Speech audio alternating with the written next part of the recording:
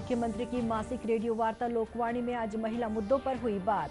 CM ने कहा, नारी शक्ति की भागीदारी से आएगी नई आर्थिक क्रांति।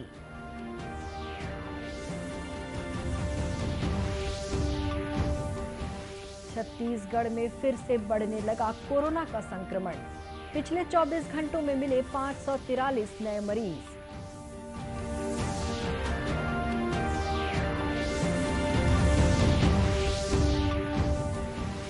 बांग्लादेश मुक्ति युद्ध की स्वर्ण जयंती पर साइकिल रैली और दौड़ का आयोजन। पूर्व सैनिकों ने भी दिखाया उत्साह।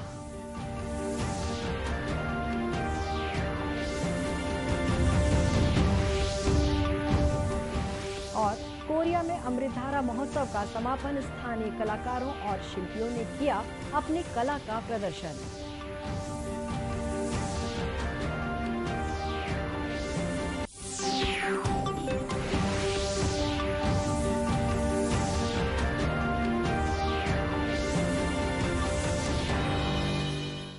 नमस्कार, आप देख रहे हैं दूरदर्शन समाचार। मैं हूं शुभ्रा भट्टाचार्य। अब समाचार विस्तार से।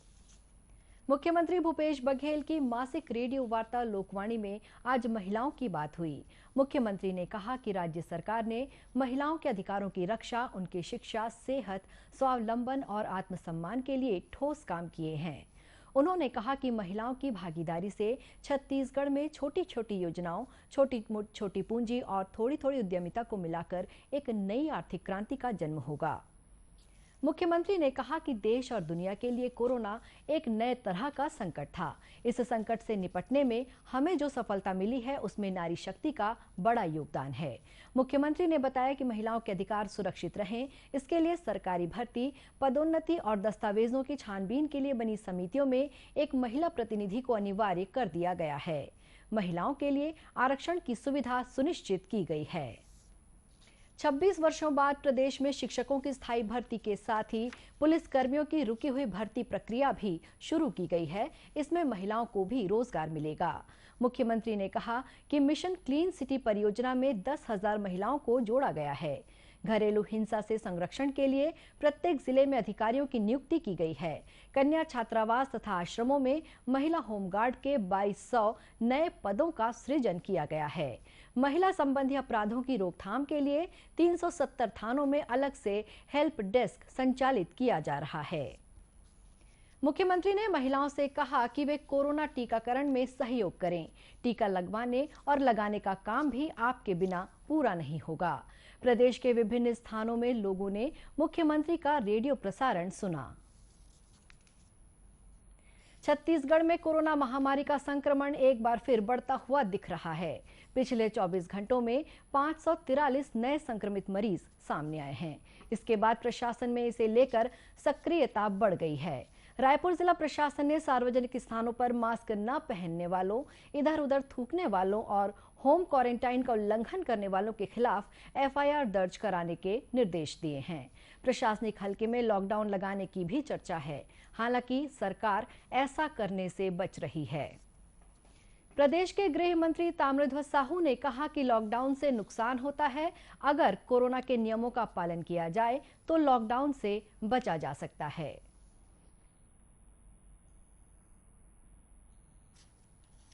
कोरोना के मामले बढ़ रहे हैं, लोगों में जागरूकता आ चुकी है, फिर भी सरकार के द्वारा ये प्रयास किया जा रहा है कि लोगों में अवेयरनेस बढ़े। मास्क लगाएं, सोशल डिस्टेंस का पालन करें और सैनिटाइज करते रहें। ये बात लगातार कही जा रही है और चालान भी कर रहे हैं। जो मास्क नहीं लगाते उनके लिए भी कार्रवाइयाँ हम लोग करते जा रहे हैं। तो सतत अभियान है, भी लॉकडाउन के विषय में कोई चर्चा नहीं। गृह मंत्री ने कहा कि सरकार हालात पर नजर रखे हुए है, जल्द ही इसकी समीक्षा कर उचित निर्णय लिया जाएगा। देश इस वर्ष 1971 में हुए भारत पाकिस्तान युद्ध में हुई ऐतिहासिक जीत की स्वर्ण जयंती मना रहा है। बांग्लादेश को मुक्त कराने के लिए हुए इस युद्ध में भाग लेने वाले बहादुर सैनिकों के सम्मान में भारतीय सेना की छत्तीसगढ़ और ओडिशा सब एरिया कमांड ने आज साइकिल रैली और दौड़ का आयोजन किया। नवा रायपुर के शहीद वीर नारायण सिंह क्रिकेट स्टेडियम के पास सब एरिया मुख्यालय से 25 किलोमीटर की साइकिल रैली को रवाना किया गया। वहीं 7 किलोमीटर की दौड़ भी हुई। इस कार्यक्रम में सशस्त्र बल, अर्धसैनिक बल, एनसीसी, 1971 के युद्ध में भाग ले चुके पूर्व सैनिक, जनप्रतिनिधि और अन्य नागरिकों ने भाग लिया। इस कार्यक्रम में सेना के शस्त्रों की प्रदर्शनी भी लगाई गई। वहां पहुंचे लोगों ने शस्त्रों और युद्ध में उनके उपयोग की जानकारी प्राप्त की। समारोह में आए पूर्व सैनिकों ने 1971 के भारत पाकिस्तान युद्ध की स्मृतियों को साझा किया। सकरगढ़ सेक्टर में, और वहाँ हम लोग पाकिस्तान टेरिटरी के अंदर गए थे, 18 किलोमीटर अंदर। बई रिवर के पार एक चतराना नाम की जगह थी, उसको कैप्चर किया था। उसमें लड़ाई हुई थी और अच्छी घमासान लड़ाई हुई थी। मैं 39 गोरखा राइफल्स के साथ में था, आर्टिलरी का बैटरी कमांडर, और मेरे पास कंट्रोल था आर्टिलरी फायर का, जो मैंने आर्टिलरी फायरिंग कराई और बटालियन के सपोर्ट में साथ रहा उनके। जब देश के लिए कुछ भी करना एक गौरव की बात होती है, और वर्दी पहन के सुरक्षा करना थोड़ा सा ज़्यादा गर्व लगता है। सेवा सभी करते हैं, लेकिन फौज के अंदर अच्छा लगता है। और वो ऐसा मौका था इतिहास बनाने का, और भगवान की दया से और आर्मी कमांडर की मेहनत से इतिहास बना। मैं 71 में ही मेरे को कमीशन मिला था और 3 महीने की नौकरी थी। मैं युद्ध में गया था, उरी सेक्टर में था मैं। आई लॉस्ट माई 1 लेग, ये आर्टिफिशियल लेग है मेरी। एंड मैंने एक पोस्ट कैप्चर की जिसका नाम आज भी कक्कड़ हिल है, उरी सेक्टर में है। वो मैंने दुश्मन से वापस ली थी। साइकिल रैली में पहुंचे रायपुर पश्चिम विधायक कुलदीप जुनेजा ने कहा कि सेना के इस आयोजन में पहुंचकर लगा है कि जैसे एक बार फिर हमें जीत हासिल हुई है। 1971 में जो युद्ध हुआ था उसको आज 50 वर्ष पूर्ण होने पर एक बहुत सुंदर, बहुत अच्छा गरिमामय कार्यक्रम आर्मी के द्वारा यहाँ पर किया गया, जिसमें साइकिल और पैदल दौड़ने के लिए और शहर के काफी गणमान्य लोग, शहर के काफी प्रबुद्धजन लोग और आर्मी के सभी यहाँ पर मेजर, कर्नल, ब्रिगेडियर सभी शामिल हुए और मुझे भी यहाँ बुलाया गया था। 1971 का भारत पाकिस्तान युद्ध भारतीय सेना की सबसे बड़ी जीत के तौर पर दर्ज है। 16 दिसंबर 1971 को पाकिस्तान के 90,000 से अधिक सैनिकों ने भारतीय सेना के सामने आत्मसमर्पण किया था। प्रधानमंत्री नरेंद्र मोदी ने 16 दिसंबर 2020 को राष्ट्रीय युद्ध स्मारक से वर्ष भर चलने वाले स्वर्णिम विजय वर्ष उत्सव की शुरुआत की थी। सर्दियों का मौसम खत्म होते ही जम्मू कश्मीर सरकार ने घरेलू पर्यटकों को आकर्षित करने की कोशिशें शुरू कर दी हैं। जम्मू कश्मीर के डोमेस्टिक टूर ऑपरेटर्स एसोसिएशन ने रायपुर में एक कार्यक्रम आयोजित कर कश्मीर के पर्यटन, संस्कृति और हस्तशिल्प पर बात की। कश्मीर टूरिज्म के उपनिदेशक डॉक्टर जावेद उर रहमान ने बताया कि कोरोना महामारी की वजह से पिछले 1 साल हमारे लिए बेहद खराब रहे हैं। अब कोरोना रोकथाम के उपायों को ध्यान में रखते हुए कश्मीर पर्यटकों का स्वागत करने के लिए तैयार है।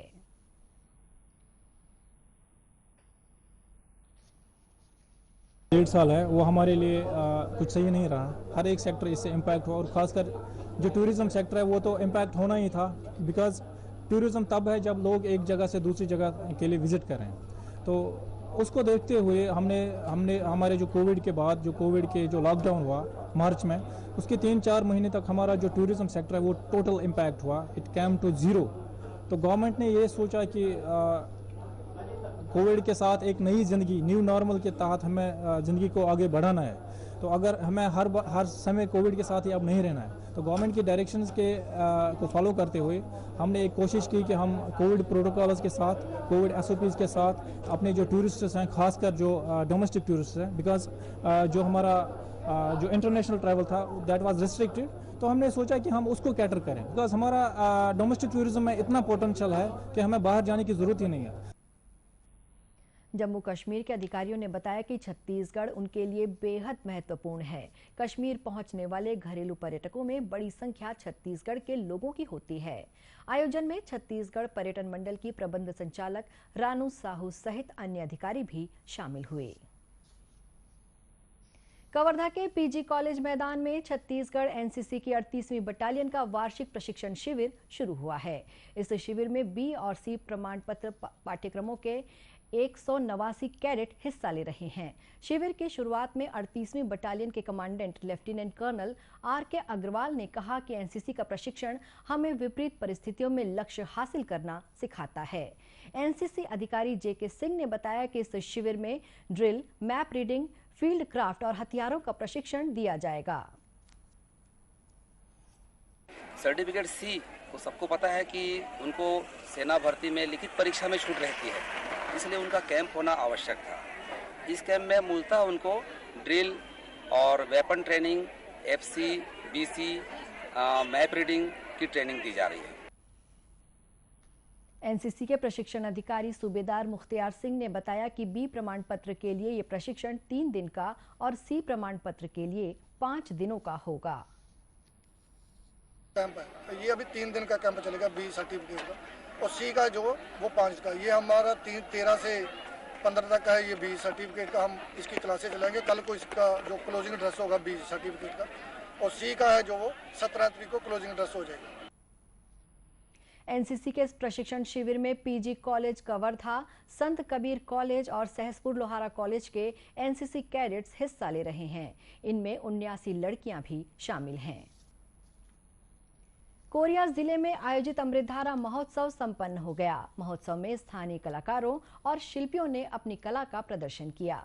कोरिया जिले की पहचान बन चुके अमृतधारा जलप्रपात के पास हर वर्ष ये महोत्सव आयोजित होता है। इस बार महोत्सव में परंपरागत एकल नृत्य, शिव तांडव, शास्त्रीय नृत्य, भजन और छत्तीसगढ़ी सूफी गायन आकर्षण के विशेष केंद्र रहे।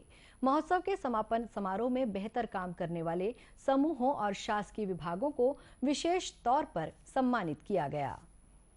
समारोह के मुख्य अतिथि सरगुजा विकास प्राधिकरण के उपाध्यक्ष और क्षेत्रीय विधायक गुलाब कमरो ने बताया कि प्रदेश में अमृत धारा को पर्यटन के नक्शे पर स्थापित करने के लिए ये आयोजन किया गया था। का उद्देश्य यह है कि आज कोरोना के कारण आज हम लोगों ने छोटे रूप में किया है।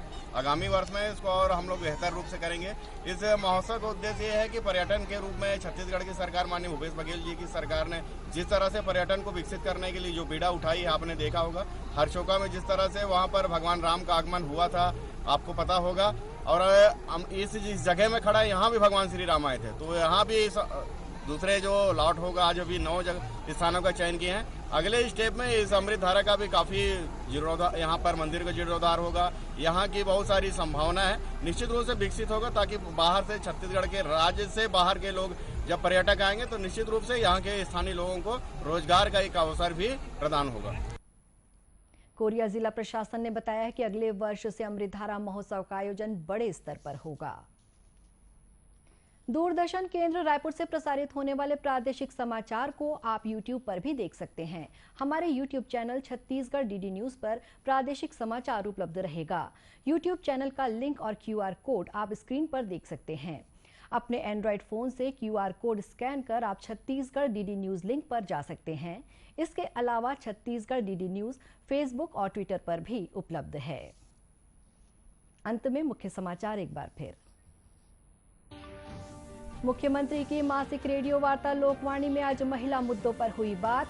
सीएम ने कहा, नारी शक्ति की भागीदारी से आएगी नई आर्थिक क्रांति।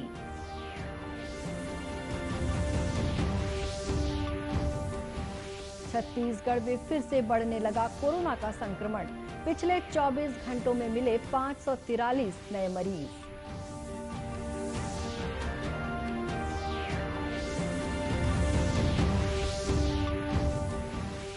बांग्लादेश मुक्ति युद्ध की स्वर्ण जयंती पर साइकिल रैली और दौड़ का आयोजन। पूर्व सैनिकों ने भी दिखाया उत्साह।